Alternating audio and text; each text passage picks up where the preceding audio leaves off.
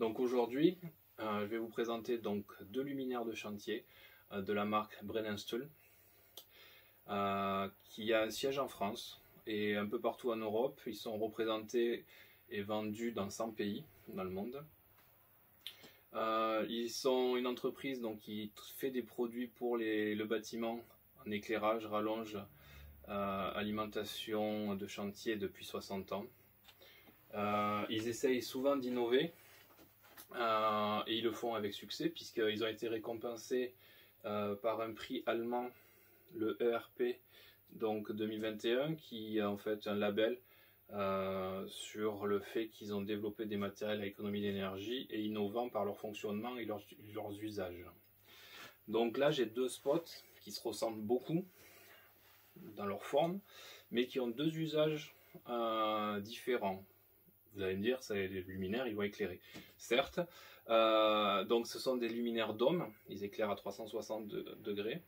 Ils ont tous les deux la même température des couleurs, donc c'est-à-dire 6500 Kelvin, c'est à peu près la lumière du jour en plein soleil l'été. Le petit produit 5000 lumens et le plus gros 12600 lumens, ce qui est assez énorme. Ils ont utilisé des LED de qualité parce que les deux luminaires ont un rendement de 136 lumens watts, ce qui est énorme. Après, qu'est-ce que je peux dire d'autre? Blablabla. Tous les deux ont un cordon d'alimentation de 5 mètres, mais il y a une petite différence sur le petit. Le petit, il est hybride. Je pose les cartons. Le petit est hybride, donc il est assez léger. Il a une batterie de 12 Ah à l'intérieur qui lui permet une autonomie de 20 heures en mode 25% d'allumage. Il y a trois modes, le 100, le 50, le 25. Le 25, 20 heures, et après vous ferez le calcul. Donc suffisant pour une journée de travail normale. Il a donc le chargeur bien sûr qui est fourni, le cordon d'alimentation qui s'enroule à sa base, et qui a ici, donc c'est bien pensé, ici il y a un petit clips pour coincer le câble pour éviter qu'il se déroule tout seul dans le camion ou sur le chantier ou quand on le transporte. Sur un côté il a la prise qui permet une étanchéité aux projections d'eau et à la poussière quand on n'utilise pas, et un interrupteur étanche. Il est IK8 IP64. Donc ça résiste à la projection d'eau, à la poussière et au choc. Donc c'est assez résistant. Il s'allume ici.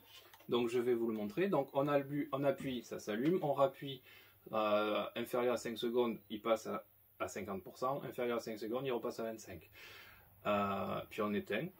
Et après on rallume. Et si on attend plus de 5 secondes, quand on appuie, il s'éteint. Donc c'est un mode à prendre en compte, mais on s'y habitue très vite. Donc je vous montre.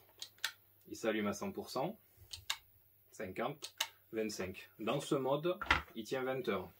Donc moi je l'ai essayé sur une journée. Je changeais des modes en fonction des usages. Si j'étais sur un tableau Elex, si je faisais des travaux, du balayage ou autre, j'ai pas besoin de la même énergie. Donc je l'ai utilisé sur une journée complète sans le recharger. Il manquait une barre. Donc bon. L'autonomie annoncée semble correcte. Sachant que je travaille bien sûr dans des endroits obscurs ou le matin tôt, parce que la journée, pas besoin. Un autre mode de fonctionnement qui est intéressant, donc c'est quand on va le brancher. Donc on le branche pourquoi? Pour deux choses, soit le recharger basiquement, soit on a oublié de le recharger, on a une source à proximité, on le branche pour s'en servir.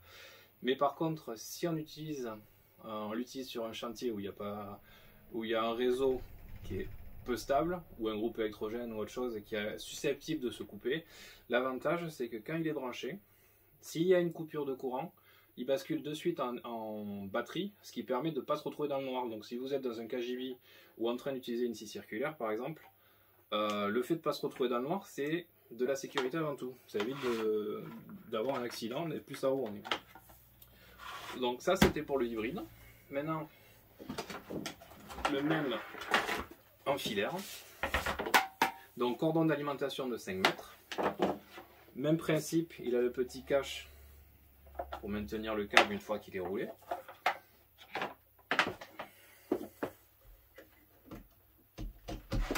Je le branche. Donc les poignets, très bien, l'appréhension, on a largement la place. Moi j'ai des grosses mains, il y en a largement la place de passer dans un sens ou dans l'autre, les mains pour le porter ou le transporter.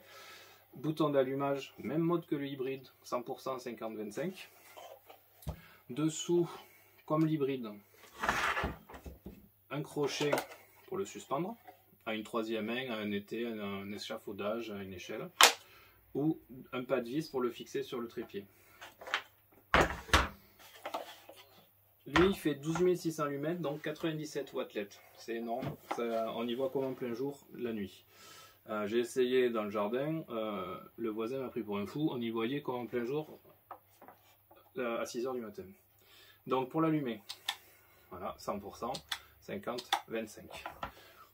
Le fait qu'ils aient utilisé des dômes opaques, ça diffuse très bien la lumière, il n'y a pas d'éblouissement et il n'y a pas d'ombre portée sur les supports, sur les surfaces qu'on éclaire. C'est une diffusion parfaite. Concernant le rendu des couleurs, les deux ont rendu des couleurs très proches, 84-85. C'est très proche du coup de la lumière du jour. Donc j'ai fait un petit diagramme. Donc c'est une frise chromatique, donc où on voit le rendu des lumières. Je ne sais pas si ça va voir parce qu'entre les téléphones portables et l'enregistrement vidéo, la lumière diffusée, je ne sais pas ce que ça va donner, mais l'œil humain, en tout cas, je vois parfaitement toutes les couleurs de la frise. Ce sont des sources LED, donc ça tire toujours, donc ça c'est un spectre lumineux d'une source LED, donc de ces sources LED, c'est la fiche technique de ces projecteurs. On voit que comme toutes les sources LED, ça tire dans le bleu et un peu moins dans le rouge. Ça c'est normal, ça vient de la LED, mais ça ne gêne absolument pas la perception pour travailler. Si vous devez faire des choix de couleurs avec un nuancier RAL, faites-le toujours sur les sources qui vont être installées chez le client. Ne le faites peut-être pas avec ces spots, faites-le en fonction des sources lumineuses définitives installées dans le salon, la pièce en train d'être rénovée, parce que chaque source lumineuse a un IRC et une température de couleur différente. Donc attention si c'est pour ça, mais après pour travailler, aucun souci. L'avantage du gros filaire, c'est qu'une fois qu'il est branché, donc on utilise la prise de courant à disposition, et sur l'arrière, le fabricant a pensé à mettre une prise disponible.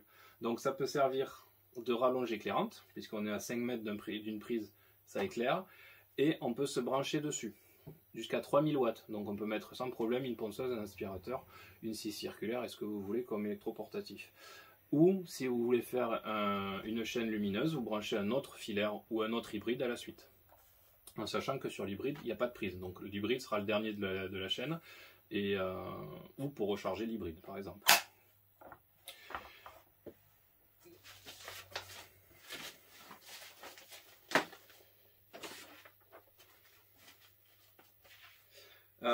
Je vais vous faire maintenant des vidéos en situation pour vous rendre compte dans une pièce, en chantier, ce que ça peut donner.